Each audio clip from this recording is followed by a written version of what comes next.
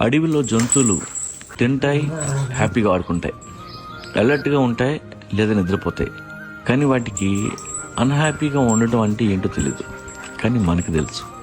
మనకి లేనివన్నీ గుర్తు తెచ్చుకొని ఏడుస్తాం. మన ఏడుపంతా లేని దానికోసం.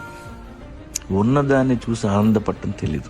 నువ్వు పడుకున్నది చాపే కావచ్చు, దానికి పెద్ద బొక్క ఉండొచ్చు. ఉంటే ఉండని. పైన ఉన్న వెన్నెలు చూడు, ఆ చందమామను చూడు.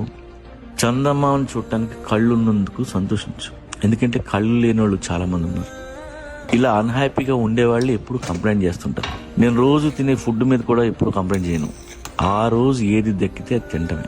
ప్రతి దానికి అన్హ్యాపీగా ఉంటే సంకనాగిపోయేది నువ్వే. నీ ఇంటి ముందున్న చెట్టును చూడు. Even trees don't know how to be unhappy. నవ్వుతూ ఉంటాయి, నీడనిస్తాయి, పండునిస్తాయి తప్ప గాలిచ్చి కొమ్మలు ఇరిగిన, గొడ్డలతో నరికిన దే నెవర్ ఎవర్ కంప్లైంట్.